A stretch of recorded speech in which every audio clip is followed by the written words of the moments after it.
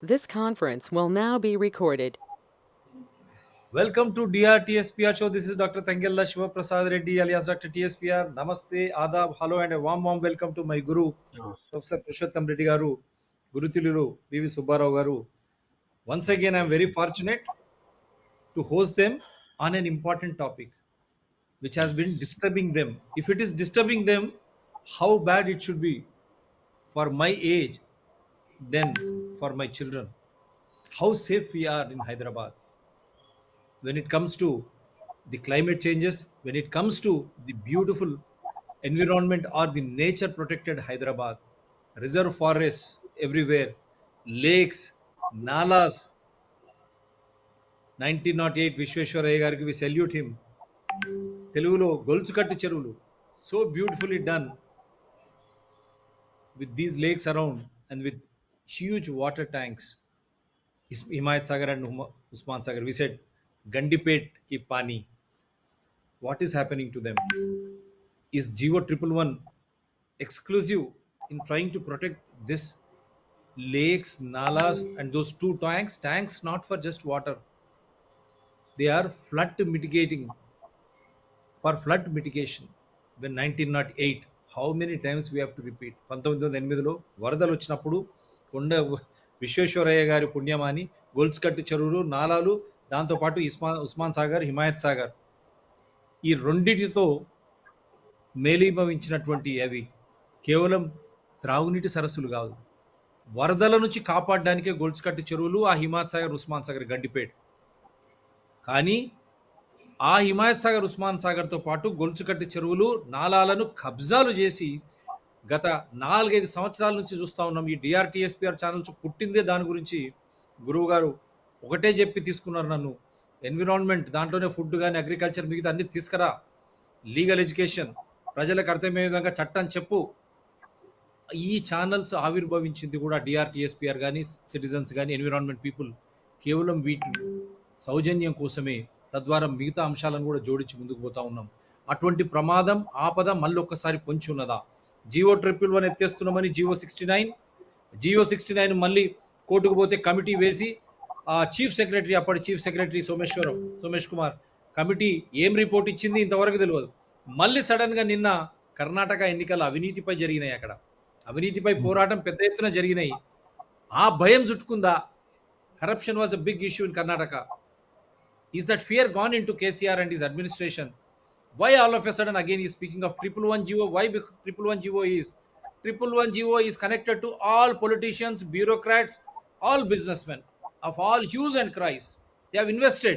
So in a master stroke, is he trying to deflate the Congress politicians turned businessmen and also the realtors who will come back to him with large amounts of dash dash which he can utilize to dash dash, because I'm not here to. Is it so? I'm going to just I'll show one small video, then we'll go back to our wonderful guests. This program is under the aegis of Hyderabad Democracy Forum, took birth on the lines of DRTSPR channels.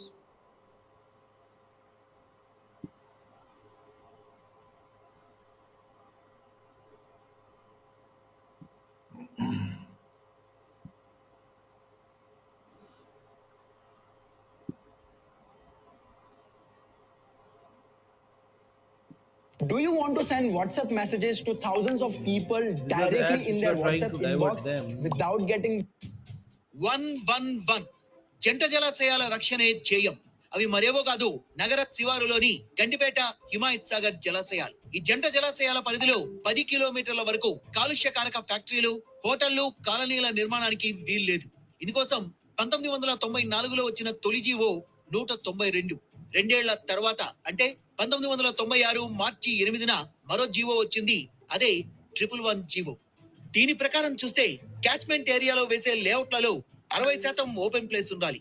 Road కోసం ప్రత్యేక స్థలం విడిచిపెట్టాలి. భూమిలో 90% conservation కోసం కేటాయించాలి. అంతేకాదు రసాయనాలు, క్రిమి సంహారాల నియంత్రణకు ప్రత్యేక ఏజెన్సీతో ఎప్పటికప్పుడు పర్యవేక్షిస్తుండాలి. ఈ జీవో అమల్లో ఉన్న ప్రాంతంలో G+2 మించి నిర్మాణాలు చేయరాదు. ఈ జీవో పరిధిలోకి మొత్తం 7 మండలాలు, 84 గ్రామాలు వస్తాయి. అవి మొయినాబాద్, శంషాబాద్, షాబాద్, కొత్తూరు, రాజేంద్రనగర్, శంకర్పల్లి, చేవెళ్ల. మొయినాబాద్ మండలంలో 20 గ్రామాలు, శంషాబాద్ మండలంలో 47 గ్రామాలు, షాబాద్ లో 2, కొత్తూరులో 1, రాజేంద్రనగర్ లో 3, శంకర్పల్లిలో 3, చేవెళ్ల మండలంలో 6 గ్రామాలు. ఇప్పుడు ఈ జీవోలోని ఆంక్షల ఎత్తివేతతో ఈ 7 మండలాల్లోని 84 గ్రామాలకు భారీ ఊరట లభించనుంది. అయితే జీవో నెంబర్ 111 రద్దు వల్ల జంట జలాశయాల పరిస్థితి ఏంటి అనంటే, జంట జలాశయాలు బేసిక్ గా హైదరాబాద్ నగర తాగునీటి అవసరాలని తీర్చేవి. ప్రస్తుతం కృష్ణా, గోదావరి జలాలు అందుబాటులోకి రావడం వల్ల జంట జలాశయాలపై ఆధారపడడం పూర్తిగా తగ్గిపోయిందంటోంది ప్రభుత్వం. స్థానికులు కూడా ఇదే అభిప్రాయాన్ని వ్యక్తం చేస్తుండడం విశేషం. ఈ క్రమంలో జీవో నెంబర్ 111 ఎత్తేయడం కానీ, పరిధి కుదించడం కానీ చేయాలంటూ కొన్నేళ్లుగా డిమాండ్లు వెల్లువెత్తాయి. దీంతో ఈ జీవోపై అధ్యయనం చేసేందుకు 2016లోనే టీఆర్ఎస్ గవర్నమెంట్ ఒక హైపర్ కమిటీని నియమించింది. సరిగ్గా అదే సమయంలో జీవో ఎత్తివేతకు వ్యతిరేకంగా పలువురు పర్యావరణవేత్తలు కోర్టుల్ని ఆశ్రయించారు. జీవోపై స్పష్టమైన వైఖరి ప్రకటించాలంటూ హైకోర్టు సైతం ఆదేశించింది. దీనిపై గత సెప్టెంబర్ నెలలో సీఎం కేసీఆర్ అధికారులతో సమీక్షించారు. జలాశయాల్ని పరిరక్షిస్తూ పర్యావరణ ఇబ్బందులు తలెత్తకుండా ఒక మాస్టర్ ప్లాన్ రూపొందించాలని ఆదేశించారు ముఖ్యమంత్రి Chandrashekar Rao.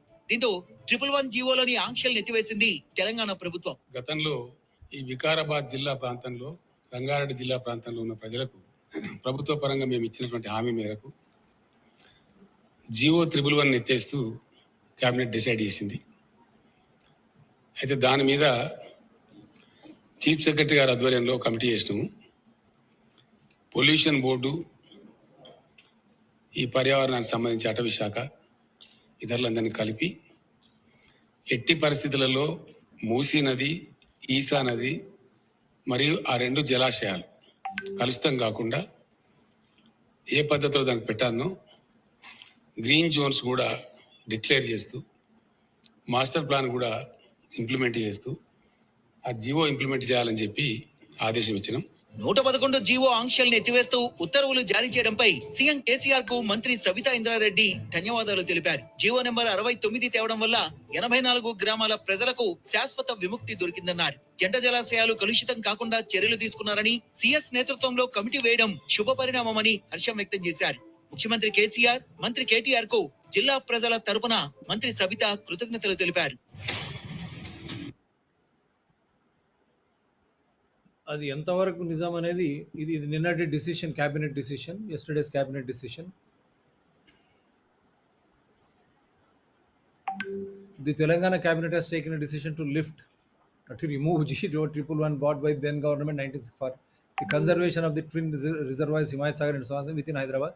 The cabinet has given approval to to remove the GO while restrictions are being implemented in 84 villages within 10 kilometers of the 2 reservoirs, Minister Harish Rao said. వాళ్ళ అన్న పంపించింది కూడా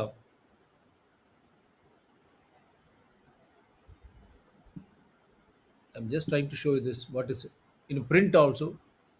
Why its end by KCR has put Nizam era reservoirs at risk. So this is available. So we'll go back to the disk. Anna.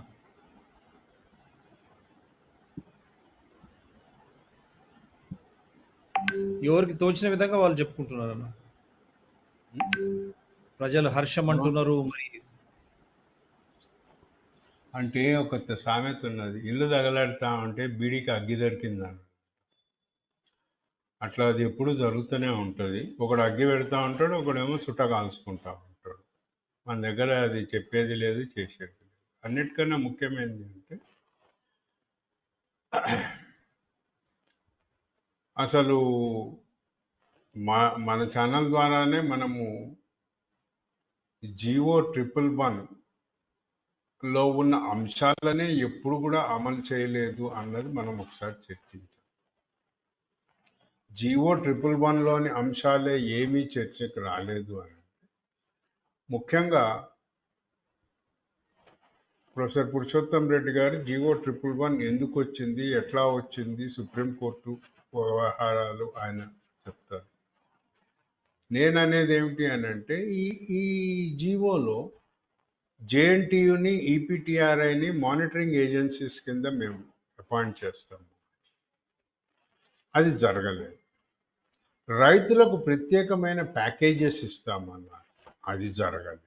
అవునా అని అంటే ఎంతసేపు GO 111 ఎత్తేయాలి, అక్కడ ఇంకేదో నష్టపోతున్నారు రైతులు అని అంటే రైతులకి అందులో ఇవ్వాల్సిన సదుపాయాలు, సౌకర్యాలు, సపోర్టు ఏది ఇవ్వలేదు. అన్నింటి దాచేశారు.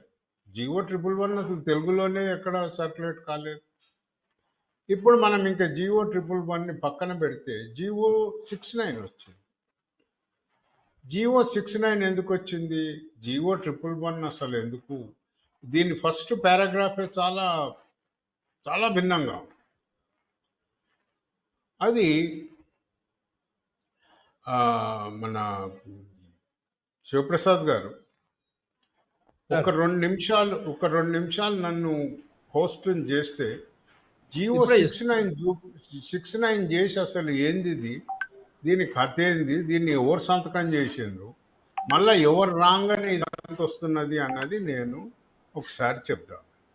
Yes, sir, you are the presenter. Okay, it's also open now. Okay, I am the presenter. You are the presenter, sir. Okay.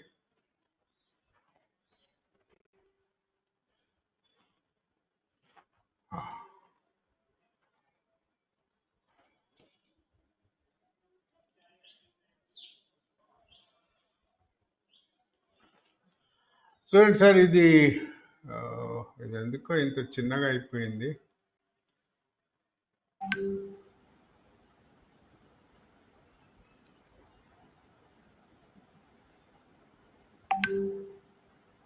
మళ్ళీ వెళ్ళిపోయింది సార్. అయ్యో, మొత్తానికి వెళ్ళిపోయింది.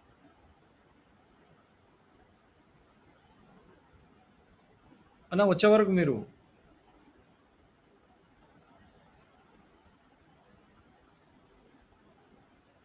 చిన్నగా అయిపోయింది అన్నారు, మొత్తానికి got disconnected. Maybe will come back. Audio అన్న మీది?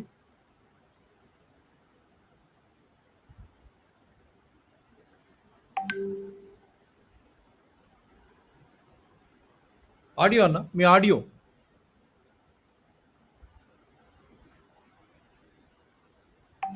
Yes sir. Yeah. It's basically unfortunate that in spite of the Supreme Court order, the state government chose to what we call withdraw GO 111. Basically, as everybody knows, అందరికీ తెలిసిన విషయమే, GO 111 issue చేసింది ఆ రెండు water bodies యొక్క quality, అంటే రిజర్వాయర్ని protect చేయాలి, quality of the water also should be protected. కనుక ఆనాటి గవర్నమెంట్స్ ఏం చేసినాయంటే ఒక 10 కిలోమీటర్ రేడియస్లో ఎలాంటి పొల్యూటింగ్ యాక్టివిటీ ఉండొద్దని GO 111 తేవడం జరిగింది. ఇక దాని తర్వాత ఎక్కువ చరిత్రలోకి వెళ్ళకుండా ఒక పర్టికులర్ ఇండస్ట్రీ ఈ 10 కిలోమీటర్ రేడియస్లో వాళ్ళకై వాళ్ళు ఎలాంటి అనుమతులు లేకున్నా, ఈవెన్ PCB కూడా కన్సెంట్ ఫర్ ఎస్టాబ్లిష్మెంట్ ఇవ్వలేదు, అయినా కానీ వాళ్ళ ఇండస్ట్రీ సెటప్ చేసి, ఇప్పుడు సుబ్బారావు గారు వచ్చాను అన్న, నీది కానీ నీది అయినాకనే మళ్ళీ presenter గడబడైంది. I'm making you presenter again. Okay. You are the presenter, sir.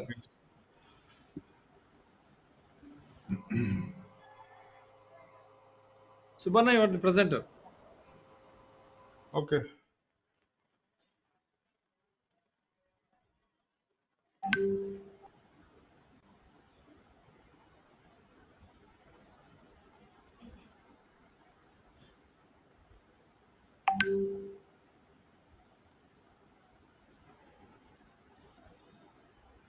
Sir, అది ఎందుకో ఆ డాక్యుమెంట్ సరిగ్గా ఇదైతే లేదు. ఓకే, ఈ డాక్యుమెంట్ యాక్చువల్గా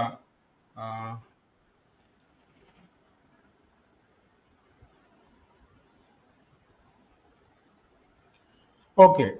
జియో 69లో వాళ్ళు చెప్పింది ఏమిటి అని అంటే ఈ జంట జలాశయాలు అసలు ఒక 1.2% నీటికే అది అందజేయగలుగుతోంది కనుక ఇది నిరర్ధకం అన్నారు. కానీ విచిత్రం ఏమిటి అంటే వాళ్ళకి అర్థం కాలేదు, ప్రజలకు అర్థం కాలేదు. అది అప్పటి జనాభా, అది కట్టినప్పుడు జనాభాకి 100%. ఆ 100% జనాభా ఇప్పుడు 1.5% అయ్యింది. అది రిజర్వాయర్ తప్పు కాదు, ప్రజల తప్పు.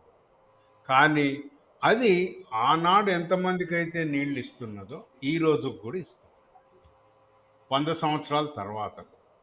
మరి అది ఇస్తున్నది జీరో కరెంట్ తోటి ఇస్తుంది, అవునా?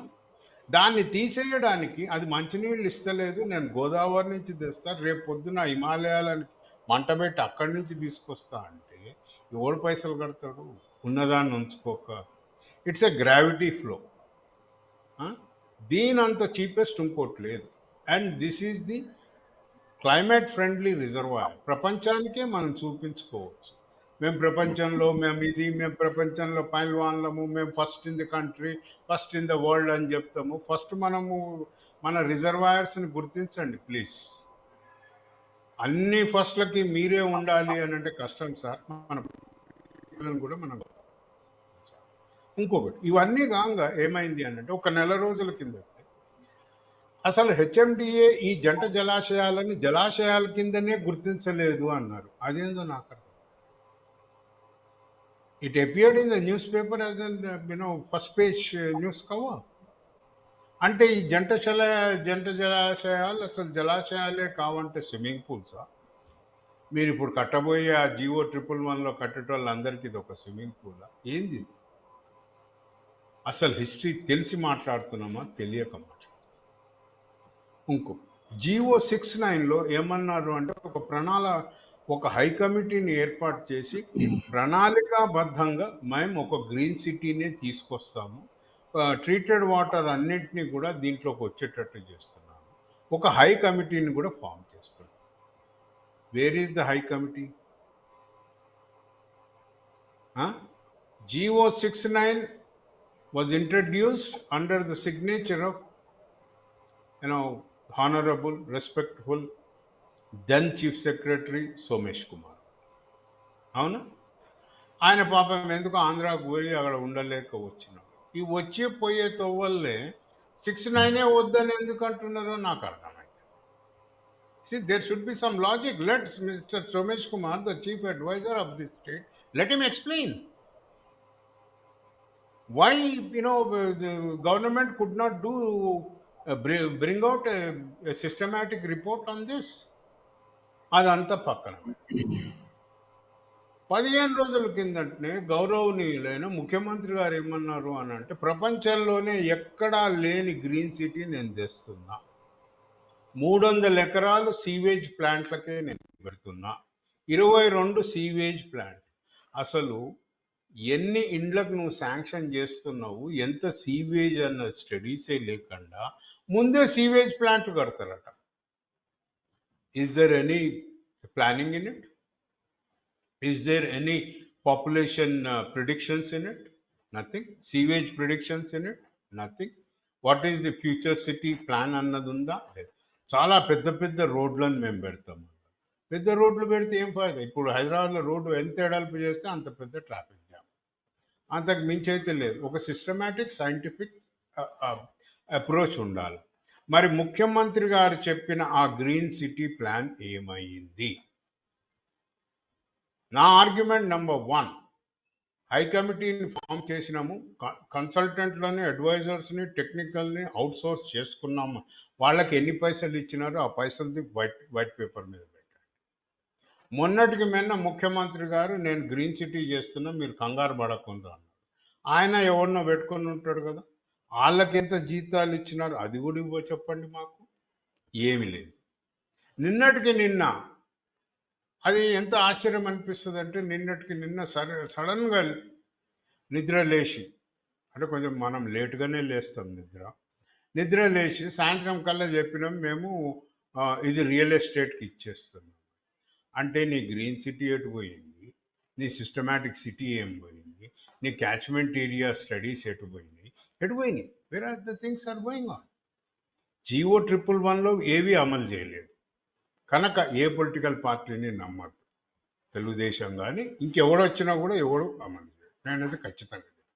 GO69లో ఇదే ప్రభుత్వం మేము ఇవన్నీ కూడా అమలు చేసి సుందరవందరంగా మేము ఒక నగరాన్ని తెస్తామని, దాని గురించి ఒక పేపర్ కూడా తేలేని వాళ్ళు, ఒక పేపర్ని తీసుకొచ్చి అసెంబ్లీలో చర్చకు పెట్టని వాళ్ళు, వాది మనం ఎట్లా నమ్ముతాం? ఇప్పుడు 69 ఉన్నదా పోయిందా అంటే 69 ద్వారా సగమే ఘోషిండ్రు GO111. ఇప్పుడు మేము పూర్తిగా దాన్ని చంపినాం అని అంటున్నారు. ఈ హలాలి పని ఎందుకు? We're not doing any homework. I'm sorry to say, we're not doing any homework, any sincerity, any commitment. We do not have any commitment to the people, commitment to the state, commitment to the natural resources. We do not have anything. నిన్నటికి నిన్న నువ్వు కూర్చొని మేము ఇవన్నీ చేసేస్తున్నాం, real ఎస్టేట్కి ఇచ్చేస్తున్నాం అంటే real ఎస్టేట్లకు చెరువులు ఇచ్చిండు సిటీలో. ఏం చేస్తున్నాడు? ఏదైనా వైట్ పేపర్ ఉందా? ఏ బిల్డర్ ఏం చేస్తున్నాడు అన్నది లేదు కదా. ఇప్పుడు ఇది కూడా మేము రియల్ ఎస్టేట్ వాళ్ళకి ఇచ్చేస్తున్నామంటే ఒక ఖచ్చితమైన అనుమానం వస్తుంది. Is government working on a blackmailing situation? And which is the group which is blackmailing the government? If that is true, it is time for the people to save the government from the clutches of the mafia.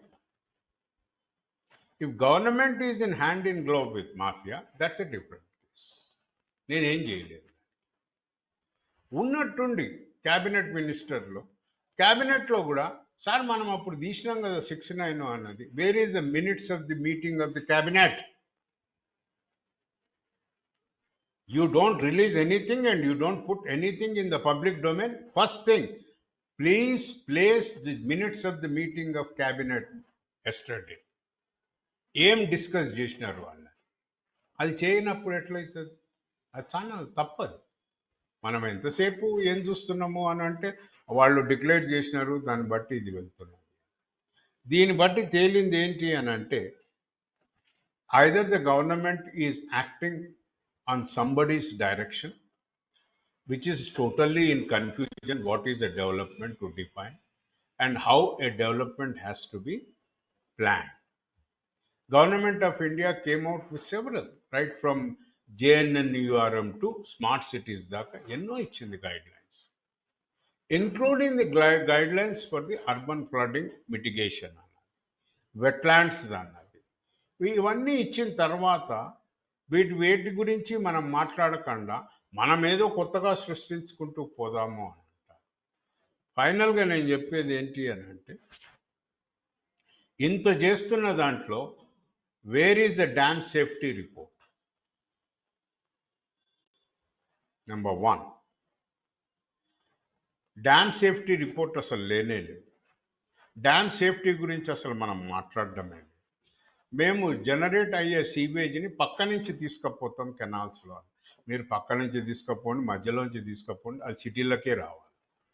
You cannot change the gravity. I do not know, ఏదంటే నీటికి నడకలు నేర్పిన ప్రభుత్వాలు ఇవన్నీ. నీటికి ఎవ్వరు నడకలు నేర్పరు. నీరు పళ్ళ మెరుగు, నిజం దేవుడెరుగు. అది వెళ్ళే పనిలోకి అది వెళ్తుంది. ఓకే, సో ఏ విధంగా మీరు ఆన్సర్ ఇవ్వగలుగుతారు అన్నది చాలా ముఖ్యం. ప్రజలు, నేను ప్రభుత్వాన్ని అడగడం లేదు, ప్రజలను అడుగుతున్నాను. ప్రజలు మీరు ఆలోచన చేయాలి. మన రాష్ట్రంలో ఇదే మొన్నటికి మొన్న గౌరవనీయులైన మున్సిపల్ శాఖ మంత్రులు గారు అమెరికాకు పోతే పాపం చాలామంది పొర్లు దండాలు పెట్టారు. ఎందుకనంటే ఆయన భగీరథ మిషన్ చేసినారు, కాళేశ్వరం పెట్టినారు. ఒక్క ఎన్ఆర్ఐ కూడా న్యూయార్క్ వాటర్ సప్లై సిస్టమ్ కానీ, San Francisco water supply system కానీ సిమిలర్ లేక్ వాటర్ డిస్ట్రిబ్యూషన్ పైన ఉన్నది అన్నది ఆయన అక్కడ చర్చించారా? ఆ ఎన్ఆర్ఐలు చెప్పారా? If that is the status of these NRIs, I declare them as non required Indians. Keep them aside. అది చాలా అవసరం. మనం ఎందుకు అని అంటే మీ అమెరికాలో వాటర్ మేనేజ్మెంట్ ఎట్లా జరుగుతున్నది, క్యాచ్మెంట్ ఎట్లా జరుగుతున్నది అని మా మా వాళ్ళకి ఎందుకు చెప్పరు మీరు? ఊకి ఎగేసుకుంటూ హైదరాబాద్కి వచ్చి రియల్ ఎస్టేట్ కొనుక్కొని పోనీకేనా? నో, ఐ కేటీఆర్ వాంట్ కూడా అక్కడ డ్యామ్ చదువుకొని కేటీఆర్ అక్కడ ఐ చదువుకొని ఉద్యోగం చేసి వచ్చిండు. అంతే. I want the dam safety. I want the catchment area, water supply systems, case studies of New York, case studies of San Francisco, and I wish the government should also review the national water policy of Mexico. There are several people who can give such case studies. ఏమండి బిల్డింగులు కట్టంగానే అయిపోతుందా? నగర ప్రణాళిక అని అంటే చాలా ఉంటాయి, దాంట్లో చాలా చేసుకొని తీసుకెళ్లాల్సి వస్తుంది. సో ఇవన్నీ కాకుండా నేను ముఖ్యంగా ఇంకోటి ఏం చెప్తున్నానంటే ఈ ప్రభుత్వంలో ఎక్కడో పొరపాట్లు జరుగుతున్నాయండి, బ్లండర్సే జరుగుతున్నాయి. మరి అది ప్రభుత్వం అధికారుల చేతిలో కీలుబొమ్మ అయిందా, అధికారులు వీళ్ళ చేతుల్లో కీలుబొమ్మ అయినరా, అధికారులు ప్రజాప్రతినిధులు రియల్ ఎస్టేట్ చేతిలో కీలుబొమ్మ అయినదా తెలుస్తుంది. ఇదే ప్రభుత్వం 2016-17లోనూ అమీన్పూర్ లేక్కి నేషనల్ బయోడైవర్సిటీ స్టేటస్ రికగ్నైజ్ చేసింది. నేషన్లో అది ఫస్ట్ లేక్. ఆ ఫస్ట్ లేక్ యాక్చువల్గా రామ్సార్కి కూడా మనం ఇవ్వగలిగేవాళ్ళం. వెట్లాండ్స్ కన్జర్వేషన్ బోర్డు నిద్రపోతున్నదా? లేదు. 2 ఏళ్లలో అమీన్పూర్ని ఎంత విధ్వంసం చేసినారంటే వాటర్ రిసోర్సెస్ అక్కడ పూర్తిగా. అది it could have become the basket of agri production to the city. కోట్లు సంపాదించేవాళ్ళు అక్కడ రైతులు. Overnight 39 floors building Ameenpur చెరువు కట్ట కింద శాంక్షన్ అయింది. పోర్షోర్ ఏరియాలో అంటే షికము, పోర్షోర్, బఫర్ జోన్ ఏరియాస్లలో హెచ్ఎండిఏ కాలనీ డిక్లేర్ చేస్తుంది. మరి నేషనల్ బయోడైవర్సిటీ గుర్తించింది ఎవరు, అమలు పరిచింది ఎవరు? ఇదే ప్రభుత్వం కదా. మర్చిపోయిందా? అంత మతిమరుపులో బతుకుతున్నదా ఈ ప్రభుత్వం? నాకు అర్థమైనది ఎంతవరకు ఏమిటి అనేటప్పటికీ ప్రజలు, committed people are running pillar to post to save the lakes, save the state from the floodings, future floodings. పక్కనే బొలారంలో వరకుంటలో శిఖం ఉందంట, చెరువు లేదంట. తహసీల్దార్ ఇస్తున్నాడు certificate. He must be immediately terminated from his service. చెరువు లేకుండా శిఖం ఎట్లుంటుంది? తెలంగాణ అస్తిత్వాన్ని పూర్తిగా విధ్వంసం చేస్తున్నది ఇప్పుడు పాలకులు, పరిపాలకులు. వీళ్ళకు చేయూతనిస్తున్నది వ్యాపారస్తులు. రేపు పొద్దున్న వచ్చే ఏ పొలిటికల్ పార్టీ కూడా ఏం చేయలేదు. అందుకే ఈరోజు అందరూ నిశ్శబ్దంలో. అమీన్పూర్ లేక్, మియాపూర్ లేక్, అటువైపు లక్కడారం వైపు ఇప్పుడు ఏమవుతున్నది అని అంటే they are creating too many issues and problems for the common people and they are testing the patience of the committed people. ఒకటి చెప్తాను ప్రభుత్వానికి, ప్రజలకి, వ్యాపారస్తులకి, ఎవరికైనా కానీ, అయ్యా మేము చెప్పేది చెప్తున్నాం. మేము చెప్పలేదు అన్న గిల్టీ తోటి చచ్చిపోకూడదు అనుకుంటున్నాం. మేము చెప్తున్నాం, కాషన్ చేస్తున్నాం. ఈ రాష్ట్రం త్వరితగతిన ఒక పెద్ద డిసాస్టర్ వైపుకి పరుగులెడుతుంది. And day is not far off. We are running we are chasing ourselves towards a great disaster. దీన్ని మనం ఆలోచన చేసుకోవాలి. ఓవర్ నైట్గా ఇది అన్నీ తీసేసినాం, 69 తీసేసినాం, ఇది తీసేసినాం, అది తీసేసినాం అని అంటే కర్ణాటక ఎలక్షన్స్ ద్వారా మనం నేర్చుకున్నది ఏందిరా నాయనా అంటే 15,000 ఒక ఓటు కొంటేనే కానీ పవర్లోకి రాలేమనుకొని ఈరోజు ఆ బేరసారాలు సాగుతున్నాయా? GO111 అండర్లో. GO111 is only a buffer zone of 1,300 square kilometers of the total catchments of twin reservoirs. This buffer zone was created, established under the Supreme Court order. మనకు మంచి అవకాశం వచ్చింది. అది అమలు చేసి ఏ విధంగా జలాశయాల్ని మనం యాజమాన్యాన్ని చేయగలుగుతాము అన్నది, ఆ అవకాశాన్ని కూడా మనం చేజేతుల నాశనం చేసుకొని, అసలు క్యాచ్మెంట్ అంటే ఏమిటి, 2 జలాశయాల క్యాచ్మెంటే GO111లో ఉన్నట్టుగా ప్రొజెక్ట్ చేస్తూ పైన అమ్మేసుకుంటున్నాం, కింద అమ్మేసుకుంటున్నాం. We're heading towards a great disaster. This is the fact, this is the reality, this is the future.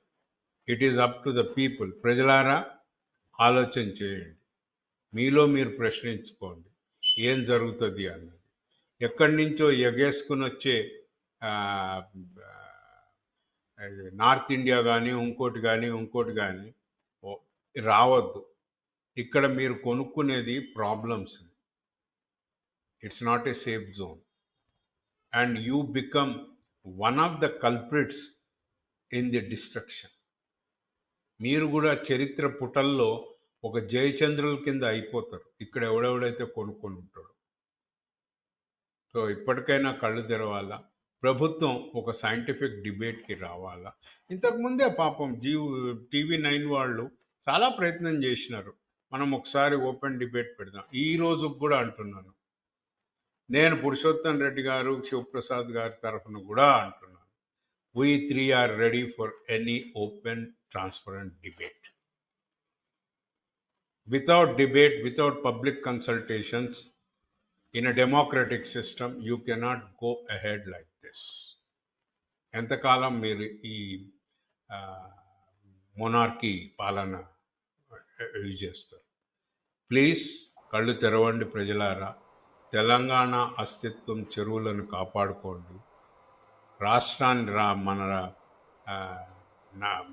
మన మహానగరమైన హైదరాబాద్ క్యాపిటల్ రాజధానిని కాపాడండి, రాష్ట్రాన్ని కాపాడండి. This is the last warning signal which we have received. It's up to you. ఇంకా మీరు ఎలా కదలిక మీరు వస్తుందో దాన్ని బట్టి మన భావి తరాల వాళ్ళని మనం ముంచుతామా, వాళ్ళని ఆరోగ్యవంతులుగా పెంపొందిస్తామా అన్నది మనం ఈరోజు తీసుకునే నిర్ణయం మీదే ఆధారపడి. Think of your children, think of your grand children, think of your coming generations before you act, you respond. This is the crucial time for Telangana state. Thank you so much.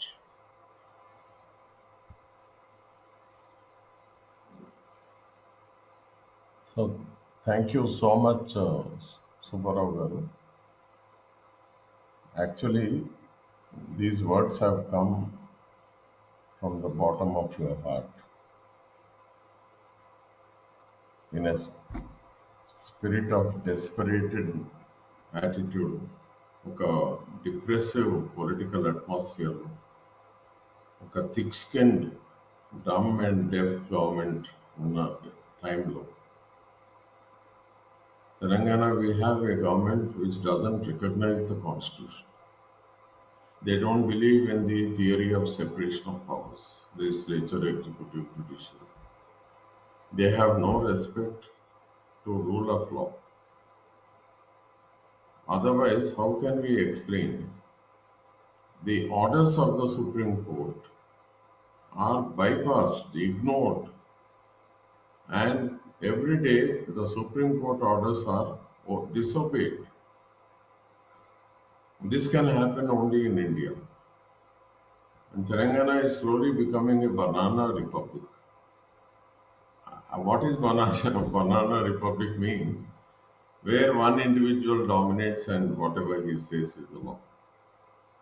We have on paper the Human Rights Commission, the Right to Information Commission, and so many other commissions, but they hardly are effective against the onslaughts by the executive, who has absolute control over absolute concentrated power. So I wish to explain the status quo as the legal matter. It's everybody's knowledge that in the year 2000, Supreme Court gave a wonderful order, and that case was filed by Professor M.B. Naidu and several others. A large number of environmentalists from Hyderabad they filed. Professor Naidu is no more, but then his great contribution we all cherish. Now, in that particular case, Supreme Court has explained why it has given that wonderful order and said that GO 111 was valid, and basically the judgment was given under the principle known as the precautionary principle. Precautionary principle అంటే ఒక ముందు జాగ్రత్త చర్యగా అంటే by way of abundant precaution ఈ judgement ఇవ్వడం జరుగుతుందని supreme court చెప్పింది. So the question is GO 111 came into being in order to protect the two water bodies. And here we also recollect that wonderful contribution made by Mokshagundam Vishweswaraya garu, and it was he who suggested that these two reservoirs must be constructed if we have to take flood control seriously. And all this happened after 1908 when a major part of Hyderabad was washed away. మళ్ళీ అటువంటి పరిస్థితి రావద్దని ఈ రెండు చెరువులను కట్టమని వారు చెప్పినందుకు ఆయన ఒక ఇంజనీర్ స్టేట్స్మెన్ పాలిటీషియన్గా చాలా ముందు చూపుతో చెప్పిన ఆయన అడ్వైజ్ మేరకు ఆనాటి గవర్నమెంట్స్ కట్టినాయి. మనం ఏం చేసినాం after independence we have use that facility till about year 2000, and then the Supreme Court order came. But then the governments, since 2000, with whatever party, TDP, Congress or TRS, now BRS, none of these governments were interested in the protection of these two water bodies. That is why Supreme Court orders were never taken very seriously. As a result, we have thousands of violations in that particular area. Now, the government is trying to make out an argument saying that మేము ఎలక్షన్లో ఏమంటారు we made a pledge, we made a commitment, and therefore this particular GO మేము ఆడ promise చేసినాం కనుక ఇప్పుడు తీసేస్తున్నాం. ఇంతకుముందు మన బివి సుబ్బారావు గారు ఎన్ని పాయింట్స్ చెప్పిండు మనం సీరియస్గా రాసుకుంటే ఒక 40-50 మేజర్ పాయింట్స్ ఉన్నాయి. What are the studies done so far? అక్కడ క్యాచ్మెంట్ ఏరియా అనాలిసిస్ అలాంటిది ఏమీ లేదు. Water flow, hydrogeology, nothing. Without taking anything into consideration, how can the government act so foolishly? Here we have been talking about మేము ఎప్పుడు environmental issues కానీ లేక urban environmental crisis గురించి మాట్లాడినప్పుడు నేను కానీ మా ఫ్రెండ్ సుబ్బారావు గారు మిగతా ఫ్రెండ్స్ అందరూ సైంటిస్టులు we always were talking about a wonderful book written by Ian McHugh, Design with Nature. ఆ design with nature, design by nature అనే బుక్ చదవకుండా ఆ ఇంగ్రీడియంట్స్ను మన యొక్క అర్బన్ ప్లానింగ్లో పెట్టకుండా how can we plan for Hyderabad? Are we planning for sustainability or is the government planning for a major ecological disaster? Now coming to the recent floods, ఇవి ఎందుకు చెప్పాల్సి వస్తుందంటే హైదరాబాద్లో ఇప్పటికే ఈ గవర్నమెంట్ ఏది ఇప్పుడున్న గవర్నమెంట్ వచ్చిన తర్వాత లాస్ట్ 10 yearsలో they have deliberately neglected the Pirangi Nala. Pirangi Nala was a parallel contour stream which was basically intended to collect the rainwater. Hyderabad Dakshinam వైపు పడ్డ rainwater, western, particularly southwestern side పడ్డ వర్షపు నీటిని ఆ contour canal ద్వారా channelise చేసి 25 చెరువులు నింపుకుంటూ ఇబ్రాహీంపట్నం చెరువులకు వెళ్తుంది. దాన్ని అబాండన్ చేసింది.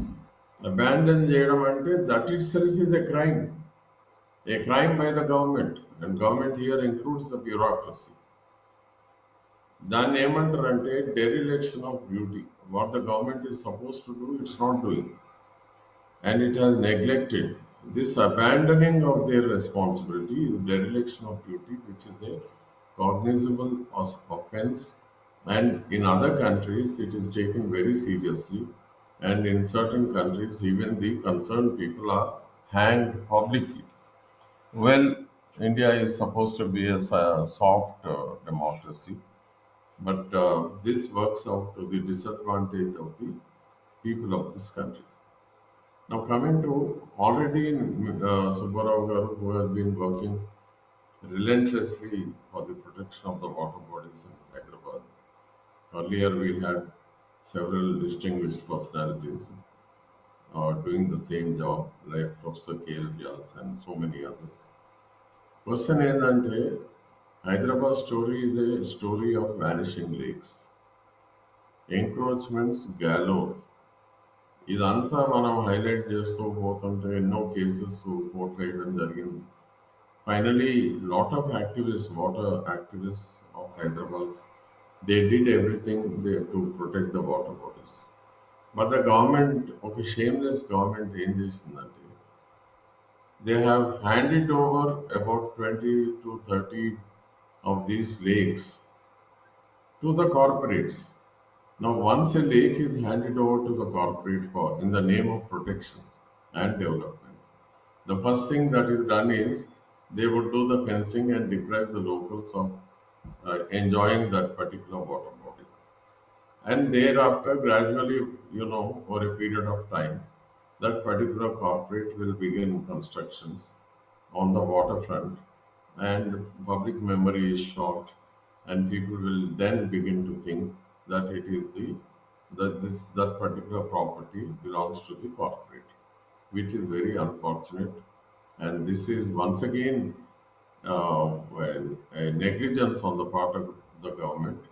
I call it as a dereliction of duty because protection of natural resources is the duty of the government.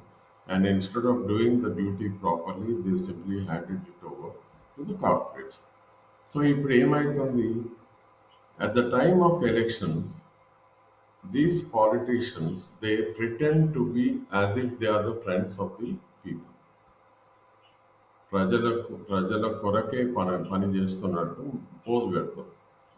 Elect అయిన తర్వాత they become the agents of the corporates, and this is happening not just at the municipal level, assembly, state level, and also at the national level. And this is again typical not just of India, but it is happening throughout the world. And that is why we have been saying that the political managers, the political class and political parties, all of them have been reduced throughout the world as the running dogs of the corporates, and this is the hard reality. Let us accept. This is the opinion of a large number of intellectuals worldwide, that it is the corporate class which is dictating terms and the government is simply implementing their agenda. Even when we come to JUDGEMENTS, the present crisis, the withdrawal, the abandoning of JUDGEMENTS, it is a stab on the citizens of Hyderabad. Now let us think of Hyderabad. We come to Hyderabad. And last 2-3 years, particularly last 5-6 years, okay. But still, the immediate past 4 years, we saw floods almost for 3 years.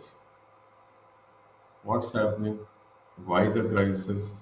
Where did the path go wrong? What needs to be done? This was discussed many times in the Hyderabad Democracy Forum, hosted by Dr. TSBR channel. Now the question is, we all know where the path went wrong. Number one, encroachment of all the nalas, encroachment of the river itself. This is one aspect. Second, encroachment of the water bodies. In fact, we can see that many lakes have vanished. How can a lake vanish without the knowledge of the local police and the local revenue, the municipal officials, and without the active consent and knowledge of the ruling class and even the opposition parties? What the hell they are doing? None of them don't bother. So opposition అంటే దేని కొరకు opposition? వాళ్ళకి ఏమైనా alternate vision ఉండాలి కదా. So yesterday I was following one TV debate and one political party was asking the other political party, okay, what we are in power today, we have done this. Now what is your stand on this? And that political party members could not answer because they don't have a framework. They have not done the homework. They don't have a alternate development strategy. They can't even explain why they want to come to power. They have no knowledge of environmental issues. So the question is, the present political party, that is BRS, which has done away with GO111, they say that they have done this in order to promote development in the 84 villages. ఆ 84 ఊర్లలో అభివృద్ధిని ఇప్పటివరకు అది అయిపోయింది, దాన్ని promote చేయడానికి మేము చేస్తున్నామని రూలింగ్ పార్టీ చెప్తుంది. నా క్వశ్చన్ ఏంటంటే, ఇప్పటి వరకు రూలింగ్ పార్టీ ఎప్పుడన్నా did they define development? What do they know about development? What is development? Come on, let them define. ఇప్పుడు లాస్ట్ 10 yearsలో వాళ్ళు చేసిన పని, does it fit in to the development design as agreed upon at the global conferences? Sustainable development అనే word దాని meaning వీళ్ళకి తెలుసా? Political parties in Telangana are a mute witness to the exploitation of sand. వాగులకి వెళ్ళి ఇసుక పోతుంది, నదిలోకి వెళ్ళి ఇసుక పోతుంది, ఎవరు కొట్టేస్తున్నారో అందరికీ తెలుసు. And with the active knowledge of the local revenue police and district collectors, all this is happening. All the roads in Telangana, రాత్రంతా ఇసుక లారీలు నడుస్తూనే ఉంటాయి. ఎవరు సమాధి? Public property is being looted just like that. ఇది గాక ఇది సరిపోదన్నట్టు గుట్టలే మాయమవుతుంది. How many times it was reported in the newspapers about the vanishing hillocks, the vanishing rocks, the vanishing biodiversity. ఇది సరిపోదన్నట్టు there was a strategy and a design. ఏంది, నల్లమల అడవుల్లో కూడా mining చేయాలి. పేరు uranium, but they had much larger design. Thanks to the support of the local people, we could stop it. అంతకుముందు what is development? Development define చేయకుండా ఇష్టం వచ్చినట్టు ఎవరికి వచ్చింది వాడు ప్రమోట్ చేస్తా పోతే, now the people have to come together to protect there common property resources. ప్రజల ఆస్తి లూటీ అవుతుంటే ప్రజలు ఎందుకు కదులుతలేరు? We are worried. సుబ్బారావు గారు is very much worried now it is because of this. What happened to the people? Why have they lost their connection with nature? వాళ్ళ ఊర్లో వాళ్ళ వాగులకి వెళ్ళి ఇసుక మాయమవుతుంది, గుట్టలు మాయమవుతాయి, చెరువులు మాయమవుతాయి, చెరువులు ఎంక్రోచ్ అవుతాయి, జీవ వైవిధ్యం పోతుంది, and ultimately they don't bother. So we see a decline. So మన కాన్స్టిట్యూషన్ తీసుకున్నట్లయితే 2 ఆర్టికల్స్ ఉన్నాయి ఇక్కడ. I want to highlight. ఒకటి ఆర్టికల్ 48A. ఆర్టికల్ 48A ఏం చెప్తుందంటే, it is the duty of the government to protect environment. ప్రభుత్వ బాధ్యత, పర్యావరణ పరిరక్షణ ప్రభుత్వ బాధ్యత ఆర్టికల్ 48A ప్రకారం. ఆర్టికల్ 51A ప్రకారంగా పర్యావరణ పరిరక్షణ ప్రజల బాధ్యత. సో ఇక్కడ మనం చూస్తున్నది ఏంటంటే, ప్రభుత్వము కార్పొరేట్స్ చేతుల్లో వాళ్ళ అనుకూలంగా పనిచేస్తుంది కనుక ప్రజల హితం కాదు. It is working to benefit the corporates. పర్యావరణం, environment is the victim. Everything is being lost. So GO 111 కేసులో ఇప్పుడు మనం చూసేది ఏంటంటే, there is a conspiracy on behalf of the government to wash off its hands its responsibility to protect Hussain Sagar, Himayat Sagar and Usman Sagar. And now to divert the attention of the public, they have created an argument saying that there is no need, ఈ చెరువుల ఇప్పుడు అవసరం లేదు అనే ఒక argument తెచ్చాం. ఏంటంటే మేము గోదావరి నీళ్ళు తెస్తున్నాం కదా, గోదావరి నీళ్ళు తెస్తే ఈ ఉన్న ఫెసిలిటీ పోవాలి. ఎప్పుడైనా ఇప్పుడు వరల్డ్ వైడ్ మనందరం మాట్లాడేది ఏం తెలుసా, డెవలప్మెంట్లో local resources are the most important. Existing ఫెసిలిటీని డిస్ట్రాయ్ చేయడం అంటే ఇక అంతకన్నా ఫూలిష్ పని ఇంకోటి ఉండదు. So many cities are endangered because of this. There's a big crisis in the western part of America, in Western Australia, in South Africa. There's a serious crisis about water.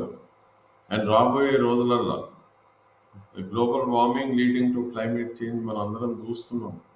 There are so many conferences of parties happening throughout the world. This year it will be COP28, 28సారి climate మీద ఈసారి అబుదాబిలో జరగబోతుంది November డిసెంబర్లో.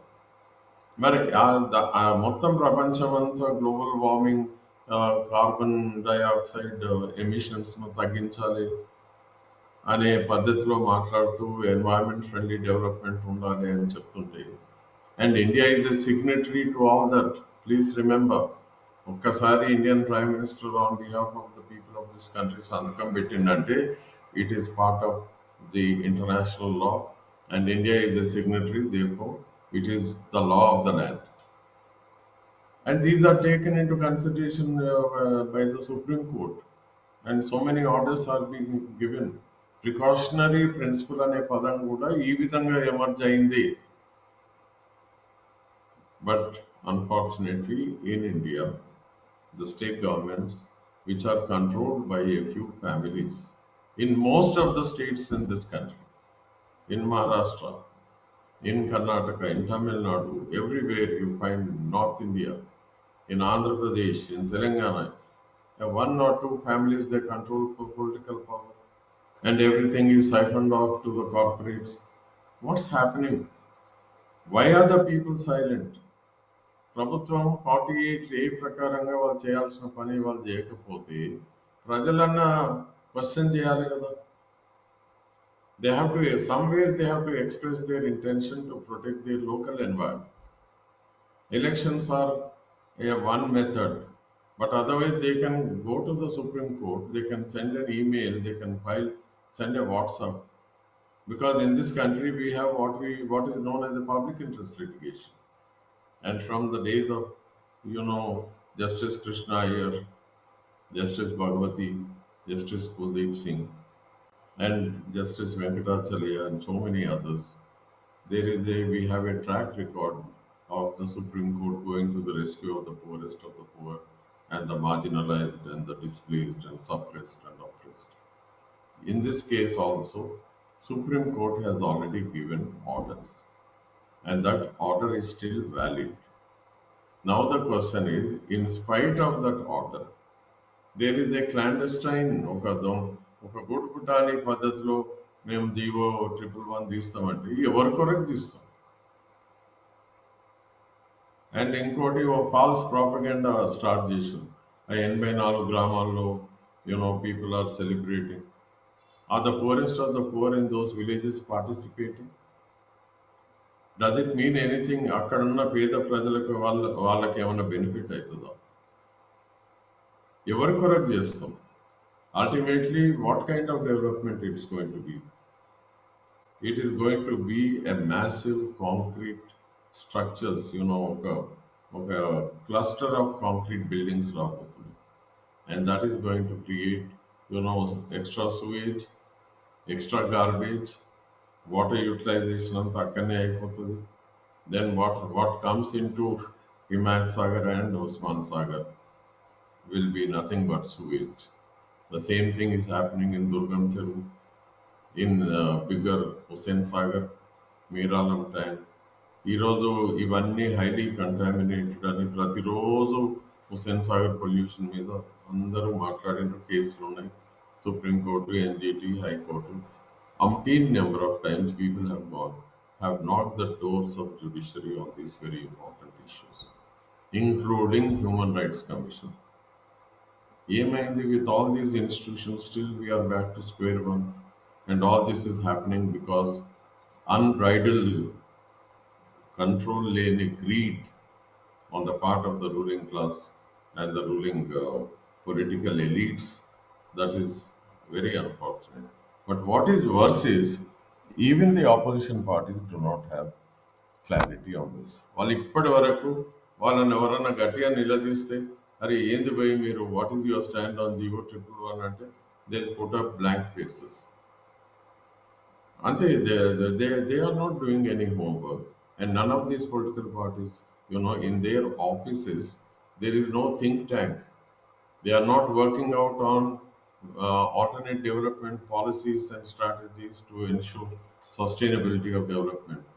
పేద ప్రజల గురించి, సామాన్య తెలంగాణ ప్రజల గురించి మాట్లాడే పొలిటికల్ పార్టీస్ లేవు. ఎంతసేపు political parties are basically they are in favor of the rich and the powerful and the mighty. Otherwise, what is the, suppose A or B or C highly educated వాళ్ళు పోయి ఒక political పార్టీలో apply చేసిన ticket కావాలని వాళ్ళు చెప్పే first question ఏంటి? మీరు 50 కోట్లు ఖర్చు పెట్టుకుంటారా ఆర్ ఓ 20 crores పార్టీ ఫండ్ ఇస్తారా? అండ్ ఆ వ్యక్తి ఆ విధంగా ఇన్వెస్ట్ చేసి what is it that we can expect from that person? So this is the tragedy of our times, and I strongly feel that there are concludingly two important points. One, Supreme Court orders ఇచ్చింది, మంచి order ఇచ్చింది. ఇచ్చినప్పుడల్లా మేమైతే పని కట్టుకొని ప్రతిసారి సుప్రీంకోర్టును మెచ్చుకోవడము, tariff చేయడము, thanks చెప్పడము. We gratefully acknowledge the very many landmark judgments given in favor of the protection of the environment. Now, అంతవరకు బాగుంది. మరి జడ్జిమెంట్ ఇచ్చిన తర్వాత ఆ జడ్జిమెంట్ ఇంప్లిమెంట్ అవుతుందా లేదా చూసుకోవాల్సిన బాధ్యత సుప్రీంకోర్టు పైన ఉండదా? ఒకవేళ వాళ్ళ దగ్గర ఎగ్జిస్టింగ్ వాళ్ళు అనొచ్చు, వీఆర్ ఆల్రెడీ ఓవర్లోడెడ్, మేము జడ్జిమెంట్ రైట్ ఇస్తున్నాం, it is the duty of the state government of central government to implement. మరి ఓకే, వాళ్ళ డ్యూటీ. మరి వాళ్ళు చేయకపోతే what is the mechanism available? If not, why can't the Supreme Court create a wonderful mechanism wherein they can be monitoring on a daily basis the very many judgments that they pass, right? That the orders are issued, and to what extent they are complied with. ఒక simple daily, ఎందుకంటే ఇవాళ direct public viewing of supreme court deliberations కూడా అవుతుంది, hearings అవుతుంది కనుక people have a right to information. Yes, 23 years ago, Supreme Court gave a wonderful order regarding those two reservoirs, Himayat Sagar and Osman Sagar. And all of us, we have been praising. But then what is the status of compliance? If there is no compliance, why?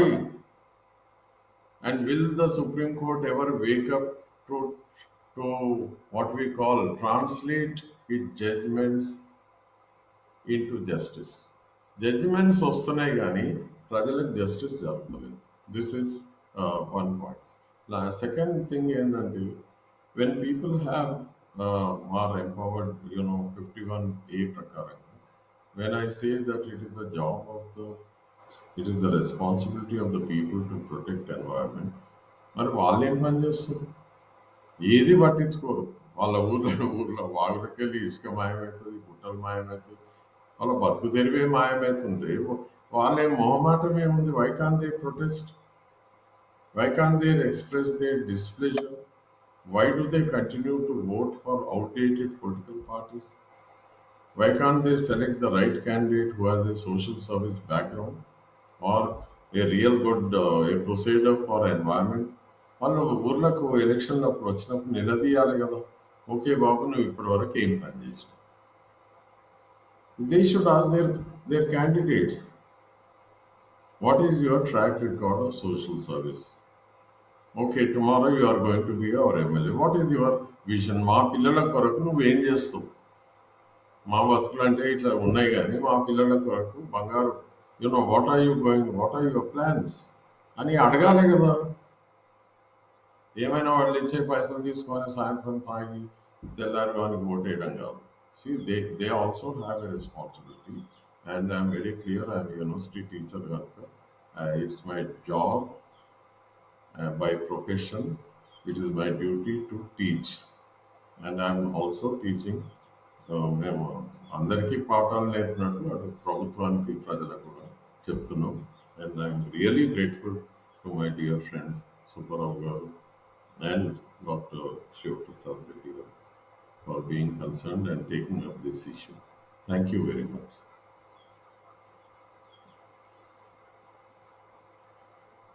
Yana Subbanna. ముఖ్యంగా 3 అంశాలు నేను ఈ చర్చ ద్వారా తీసుకురాదలుచుకున్నాను. ఒకటి, minutes of the నిన్న cabinet మీటింగ్ది, అది పత్రికల ద్వారా పబ్లిక్ డొమైన్లో తీసుకురా. నెంబర్ 2, మరి నిన్న క్యాబినెట్లో తీసుకున్నాము అని అంటే జీవో ఎప్పుడు ఇష్యూ చేస్తారు? పూర్తిగా ఎత్తేస్తున్నామన్నది ఆ జీవో కూడా ఎంత త్వరగా అయితే అంత. మూడోది, అసలు ఏదో గ్రీన్ సిటీ ప్లానింగ్ అని జీవో 69 నుంచి చెప్తూ వస్తున్నారు. What is your master plan for that? It should be placed for the public discussions, consultations. Number 4, నిన్న చెప్పిన దాంట్లో కూడా 84 గ్రామాల్లో రిస్ట్రిక్షన్స్ ఉంటాయట. మరి 84 గ్రామాల్లో రిస్ట్రిక్షన్స్ ఉంటే ఇంకా మిగిలింది ఏమున్నది? నాకు అర్థం కాదు. ఒక 40,000 ఎకరాలు ఏదో నైజాం గారు సపరేట్ బఫర్ జోన్ పెట్టినట్టు దాంట్లో చేస్తున్నారు. మరి ఏం రిస్ట్రిక్షన్స్ ఇందులో ఉంటాయి అని చెప్తున్నారు కనుక ప్లీజ్ గివ్ ఏ క్లారిఫికేషన్. 5వ విషయం, సరే వీళ్ళని మేము బాధితులను చెయ్యము అని అంటున్నప్పుడు మీరు ఇవ్వండి మీ దీంట్లో they will be the shareholders of the newly proposed development అన్నది ఇవ్వండి. యాక్సెప్ట్ చేద్దాం, చూద్దాం ఎంత షేర్ ఇస్తారో వీళ్ళకి. ఫస్ట్ మీ మాస్టర్ ప్లాన్ ఇవ్వండి. Second, how you are going to accommodate the farmers of this 84 years. 6th point, please inform how many villages have the biodiversity registers, because this is a highly protected area for a long time. Fauna and flora list ఇప్పటికి submit కావాలి. మామూలుగా బిల్డింగులు కట్టుకుంటూ ఉంటేనే ఫోనా flora ఇస్తున్నాం మనము. అలాంటప్పుడు ఇది ఎందుకు ఇవ్వడం? ఇదే ఆదరణగా తీసుకొని నేను పీసీబీ కూడా ఒక డైరెక్షన్ ఇవ్వదలుచుకున్నాను. నేనేం ప్రభుత్వ అధికారిని కాదు, యాజ్ ప్రజల్లో ఒకడిగా. ఇంతకాలం మీరు ఎన్నైతే రియల్ ఎస్టేట్లకి శాంక్షన్స్ ఇచ్చారో, క్లియరెన్స్లు, ఈఐఏలు, అన్నింటిలో ఫౌనా ఫ్లోరా లిస్ట్ పబ్లిక్ డొమైన్లో పెట్టండి, పీసీబీ డొమైన్లో పెట్టండి. Otherwise you will have your own consequences. This is a warning to PCB. And finally, through this discussion, I am appealing the Chairman, Reserve Bank of India. Is there any guideline for the financial institutions? Great. Earlier, we had one thing, that risk assessment in financing. Risk assessment అని అంటే మీ డబ్బు రాదేమో అన్న. కదా. Risk assessment కేవలం మీ డబ్బు రాకపోవడానికి as an ఇన్వెస్టర్గా మీరేదో టిపికల్ ట్రెడిషనల్ మనీ లెండర్స్గా బిహేవ్ చేయలేరు. Your all institution govern by government of India, govern by the constitution. This entire chaos is happening because of unruly financing to the real estate people. Financial institutions do have their responsibility. I am appealing to the RBI that please give a direction to the financial institutions that whomever they are financing for this gated community and real estate, it must be in their website. If you are not doing it, I am simultaneously consulting my legal advisors to file a case against all the financial institutions. Note it. Already 40 crores has been given by Indian Overseas Bank by mortgaging a lake. Yeah. Is RBI sleeping? Yes, we agree. Is the chairman of the National Bank sleeping? What is this? Don't you have any responsibility on this? Please let us also shake the rules and regulations of the banking institutions. It is time to mainstream the financial institutions, okay, in the interest of the public, in the interest of the state, in the interest of the country. రేపు పొద్దున ఇదే financial institutions వాళ్ళు మూటా ముల్లా సర్దుకొని అమెరికాకి ఇరాన్కి పారిపోతారు. ఏం చేస్తావు నువ్వు అప్పుడు? Let the bank come out with a white paper that how many financial institutions they have financed, how much vacant area still available in this city and around the city. Can they give it? It's a dead investment. It's not only a dead investment, financial institution, it is some kind of a undesired exploitation of the natural resources, be it limestone, dolomite, iron, or building stone. Calcium carbonate. Without any proper planning of urban planning and urban growth predictions, we are undermining all the natural resources. So you have no business, my dear banker, and it's a very serious issue. So these are my 6 or 7 points which I would like to bring out, and I also request Anna Purushotham Reddy garu that we should come out with a separate debates on all these 6 or 7 issues. Yes. With a centered focus on GO1. Wonderful. And I also request Dr. Shivprasad Reddy garu that we should start exposing the financial institutions scams. Definitely, sir. 100%. On the name of this real growth and other things. This is the time. And thank you so much. We have already exceeded our Purushotham. Anna edo cheptamu. I'm actually inspired by Subba Rao presentation, and therefore inspired by him. ఏమైతుంది triggering effect అంట.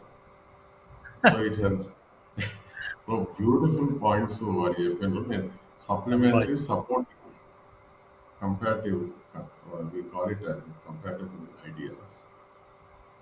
I have read long back in this State of the Report an article on CSR, corporate social responsibility, and unfortunately in India, this is the only country in the entire world which has reduced CSR, corporate social responsibility, into charity.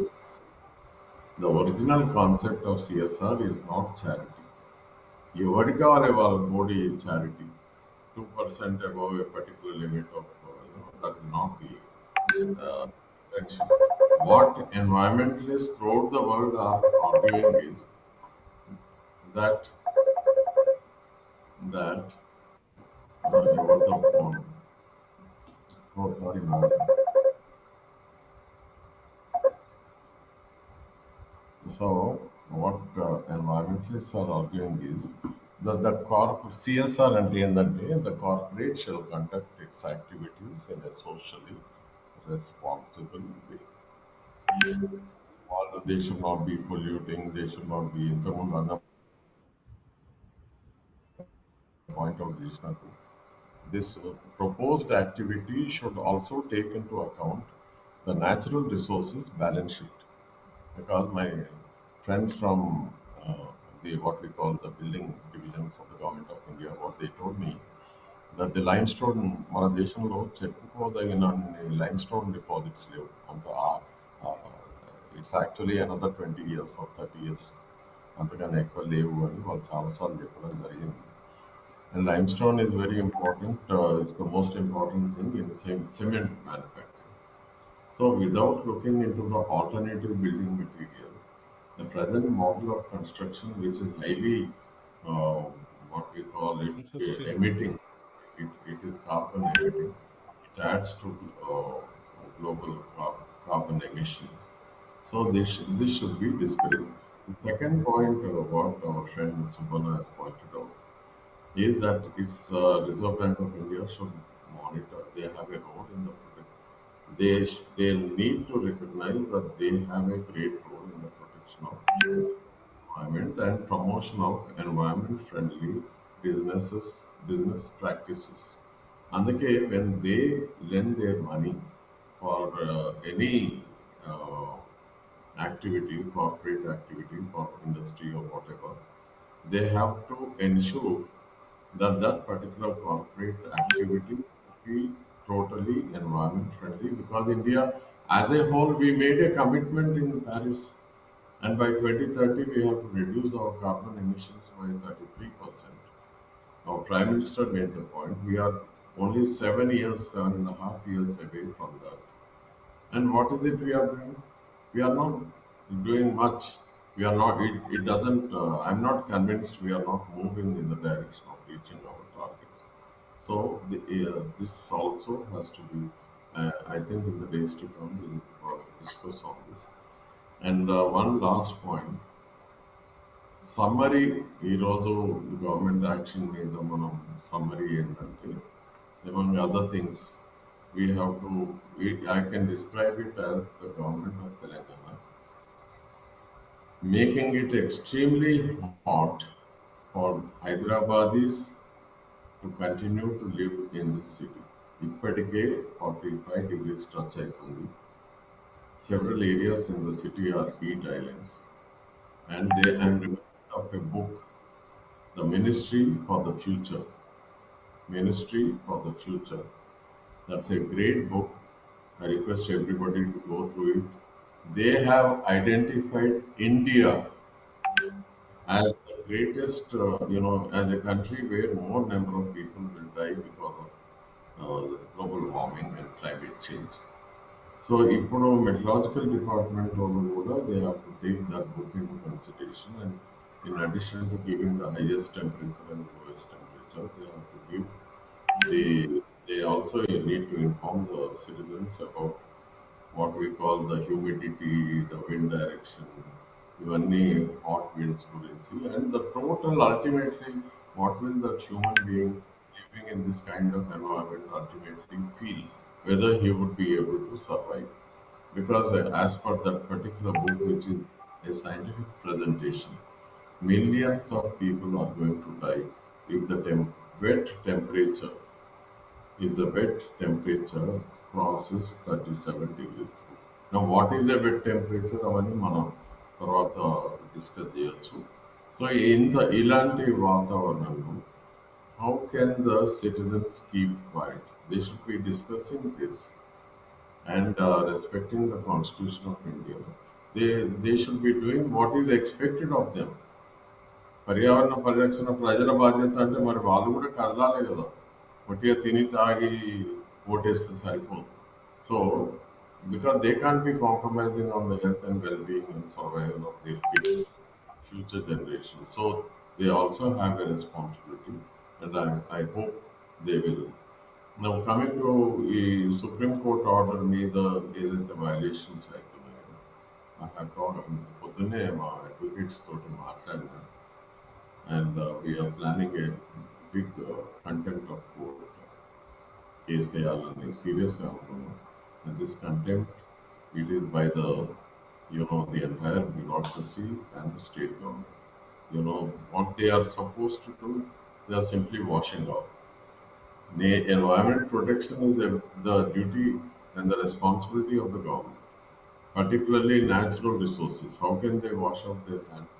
So, and Supreme Court also cannot be a silent spectator.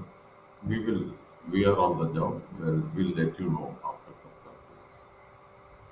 Thank you, Anna. Thanks, Anna. Wonderful. I think, as you rightly said, Supreme Court, we demand Supreme Court. Chandrachud Garu is very active now to implement its own judgments.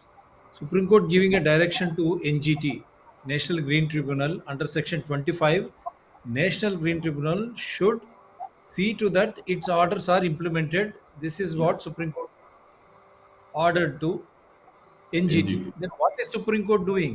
Why are you not trying to On the oversee same. implementation Yes. of your own judgments? Great. Wonderful. Otherwise, people will lose faith. Why they are losing faith? 111 GO is a very big, blatant example of how politicians and the realtors in the form of politicians trying to celebrate 111 GO abolish. Is it the common man in those 84 villages? Certainly not. Once he understands, if he loses his land, just imagine what has happened to those displaced in the name of international airport. Do they need such huge land acquisition? And in whose interest they are expanding, constructing big hotels, motels? Can a common man go? Now I'm doing this program from Kochi. I wanted to fly to Chennai. You know what is the flight rate? When Modi is there, sab kuch mumkin hai. 5,000, 6,000, 7,000, 9,000 rupees one way. Modi hai to mumkin hai, because only those who are having money, they are getting benefited. Mr. Modi, so many examples we have written to you. You don't yield. 661 kilometers, 9,000 one way.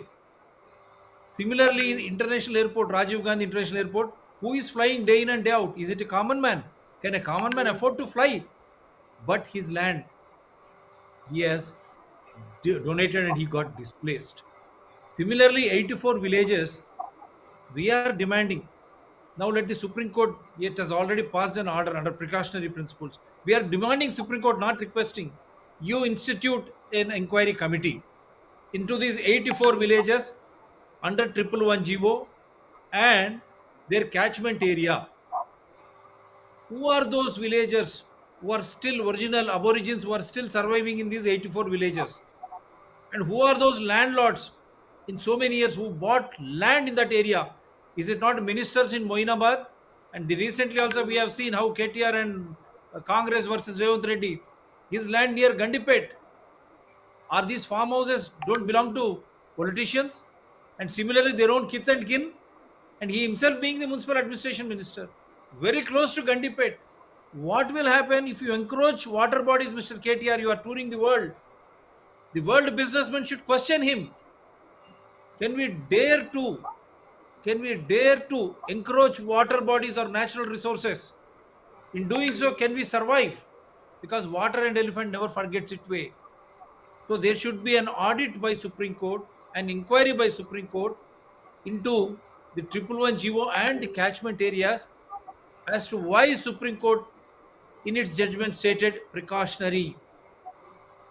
What will happen if 111 GO is abolished?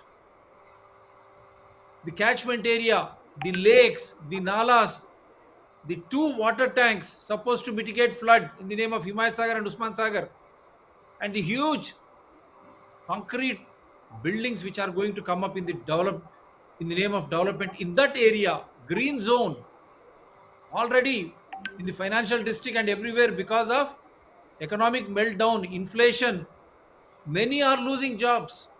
Software is already going down. Then where is the question of development here in the name of real estates? Whom are they fooling? Is it not a clear drama being enacted to protect the lands? These politicians, administrators, big media people who have bought in these conservative zones to see that their lands become saleable, is it not they are trying to show the 84 unfortunate villagers as victims and are being as though celebrating? That is why we are demanding Supreme Court. Otherwise, people lose faith because all political parties they are into real estates. They have become one. Now we cannot expect anything from them. We have been making so many shows. We have challenged on Kaleshwaram. Series we brought out on corruption. Till now, no action. That is why at least now people under Article 51A, you are responsible. 48A, government is not duly discharging its responsibility. No discussion at panchayat level, municipalities, corporations, or in the floor of the assembly. All of a sudden, they take decisions as if they are rulers, rajas. We are slaves. We are the constitutional authority. We are rajas. They are public servants. How can a public servant dictate? Why not we have a discussion? I only appeal to the 84 villagers, people of 84 villages, think about the conditions prevailing in those who have been displaced in the name of international airport and many more special economic zones in and around Hyderabad. Speak to them. If you lose land, you are going to get nothing. Even in bioconservation zone, you could have done wonders. In that little land, you could have done so many things. You could have had the land in your hand and still regular employment would have been there for you and for your kith and kin. In doing so, you would have managed that climate, that temperature. Otherwise, Hyderabad is becoming very hot, unbearable. You cannot live. ఆలోచన చేయండి 84 గ్రామాల ప్రజల్లారా, ఈ భూములు మీవేనా? మీ రూపంలో మంత్రులు అధికారులు కొనిపెట్టుకున్నటువంటి ఆ భూములకు రెక్కలు రావాలి, ధరలు రావాలని మిమ్మల్ని బూచిగా చూయిస్తా ఉన్నారా? విమానాశ్రయం కోసం ఇచ్చినటువంటి భూములు, ఆ రైతుల పరిస్థితి ఏంది ఈరోజు ఒక్కసారి ఆలోచన చేయండి. అంతంత భూమి అవసరమా? ఆ విమానాశ్రయాలకు ఇచ్చి మనం పోగలుగుతున్నామా? విమానాల్లో విపరీతమైన ధర, ట్యాక్సీలు నడుపుకోకుండా కూడా అక్కడ ఇబ్బందులకు గురి చేస్తూ ఉన్నారు. ఆ భూమిని అంతా హోటళ్ళు పెద్ద మళ్ళీ వాటి కోసం వాళ్ళు పెడతా ఉంటే సామాన్యుడు అక్కడ వానికి ఏదైనా దానివల్ల లాభమా, లబ్ధియా? అదే భూమిని ఉండింటే మీరు మీ పంటలు, పువ్వులు, పండ్లు పండిస్తే ఆ అంతర్జాతీయ విమానాశ్రయం ద్వారా మీరు బయటికి పంపిస్తే, ఎగుమతి చేస్తే మీకు డబ్బులు వచ్చేటివి. కానీ మీ భూములు ఆ రోజు ఇచ్చేసుకున్నారు. అదే పరిస్థితి 84 గ్రామాల్లో రాబోతుందా? తద్వారా ఉన్నటువంటి గొలుచుకట్టు చెరువులు, నాలాలు, హిమాయత్ సాగర్, ఉస్మాన్ సాగర్ మాయమైతే హైదరాబాద్ ఆల్రెడీ విధ్వంసానికి గురైతుంది 3 సంవత్సరాల నుంచి వరదల వల్ల. ఆ వరదల్లో కొట్టుకుపోదామా? చూశారు, కొట్టుకుపోయారు వరదల్లో. విపరీతమైనటువంటి వేడి. దాని తర్వాత మీకు భూమి పోతే మీ పరిస్థితి ఏంది? మీ పిల్లల భవిష్యత్ ఏంది? ఒక్కసారి ఆలోచన చేయండి. ఎవరి కోసం? అందు గురించే ఉన్నత న్యాయస్థానం, సుప్రీంకోర్టును డిమాండ్ చేస్తా ఉన్నాం. మీరు ఇచ్చినటువంటి ఏవైతే ఆర్డర్లు, జడ్జిమెంట్లు ఉన్నాయో, తీర్పులు ఉన్నాయో, ఆ తీర్పులు ప్రభుత్వాలు శిరసాహించకపోతే ప్రజల పక్షాన మీరు నిలబడతారా లేదా అనే అంశం ఈరోజు 111 జీవో ద్వారా కలిగించడం జరిగింది. కాబట్టి ఇప్పటికైనా సుప్రీంకోర్టు ప్రజల పక్షాన ఉండి హైదరాబాదును రక్షించి ప్రజలను విపరీతమైనటువంటి వేడి, వరదల నుంచి కాపాడుతుందని ఈ షో ద్వారా మేము కోరుకుంటా ఉన్నాం. ఎస్ సార్, సుబ్బన్న మీరేదో చెప్పదలుచుకున్నారు. ఏం లేదు, మీరు అన్నారు ఒక నిమిషం. ఎయిర్పోర్ట్ కట్టిన పేద ప్రజలకు తీసుకో, ఎక్కడ డెవలప్మెంట్ అయినా కూడా ఫ్లైట్లలో ఆ గ్రామ ప్రజలు ఎవరైతే గ్రామాలు ఇచ్చారో వాళ్ళకి ఇన్ని వేల ఫ్రీ ఫ్లైట్ జర్నీ ఇస్తామని పాసులు ఇవ్వాలి. ఓకే, ఇప్పుడు పెద్ద జియో 111 మేము కడుతున్నాం అన్నారు కదా, కనీసం 3 బెడ్రూమ్ ఇళ్ళన్న వాళ్ళకి ఇచ్చేయాలి. ఇస్తారా? మరి అభివృద్ధిలో భాగస్వామ్యం ఏంది? చౌకీదారి కావుడా? కాదు కదా. నేను మీ ద్వారా నేను అప్పీల్ చేసేది ఏంది అని అంటే ప్రజల్ని భాగస్వామ్యం కావడం అభివృద్ధిలో మీ హక్కు. అంతే. అడగండి మీరు ఏమిస్తారు ఏం కథ అని. మీకు ఆడిస్తాము అని ఏడో భువనగిరి కుండల మీద ఇస్తారు. ఏడిచ్చేది లేదు. నేనున్న జాగాల నాకు ఒక బిల్లా కట్టి ఇచ్చేసేది, నాకు ఒక 2 ఎకరాలు ఇడిచేసేయండి అని మీరు కండిషన్స్ పెట్టండి. లేకపోతే ఏమవుతున్నది, ఎన్నో వచ్చినాయి. ఇది మన అసైన్డ్ ల్యాండ్స్, ఆ ల్యాండ్స్. ఎందుకు ఇవ్వాలి అసైన్డ్ ల్యాండ్స్ అంటే అని అయ్యగా జాగిరా. అభివృద్ధిలో భాగస్వామ్యం కావడం మీ జన్మ హక్కు. Ask for that. Okay, thank you so much. అదే కాకుండా ప్రజలారా మీరు గమనించాలి, ప్రపంచవ్యాప్తంగా కొలువులు పోతున్నాయి, సాఫ్ట్వేర్ కొలువులు అన్ని పోతున్నాయి. గూగుల్ దగ్గర నుంచి ఇప్పుడు మేము చేసే షో ద్వారా కూడా గూగుల్లో కూడా ఉద్యోగాలు పోతున్నాయి. మరి ఈ రియల్ ఎస్టేట్ వ్యాపారం ఎవరి కోసం, ఎవరు కొంటారు దాన్ని? అంటే వీళ్ళ భూములను ఆ విధంగా ఆ జోన్ల నుంచి బయటికి తీసుకొచ్చి ఆ మొత్తం భూమిని అమ్ముకునేటువంటి కుట్ర చేస్తున్నారా? అప్పుడు మీరు దాంట్లో బలవుతారా? తద్వారా ఇప్పుడు హైదరాబాద్లో కొట్టుకుపోతున్నాం. వరదలు, అకాల వర్షాలు, విపరీతమైన వేడి. ఎందుకంటే ఎక్కడికి పోయినా కాంక్రీట్ జంగల్. లాస్ట్ ఇక్కడతో మనం డిస్కషన్ తర్వాత స్పెసిఫిక్ గా కంటిన్యూ చేస్తాం. సో ఇది ఈ రోజు ఫైనాన్షియల్ ఇన్స్టిట్యూషన్స్ తోటి ఏదైతే రియల్ ఎస్టేట్ జరుగుతున్నదో, డబ్బులు ఉన్న వాళ్ళు 100 ఫ్లాట్స్ కొని పెట్టుకుంటున్నారు. ఎందుకనంటే పొలం భూములు చూసుకోలేరు గనక కిరాయిల మీద బతికే వ్యవస్థ రాబోతోంది ఫ్యూచర్లో. ఎందుకంటే నాకు 50 ఇండ్లు ఉన్నాయి సార్, కిరాయిలు వస్తాయి.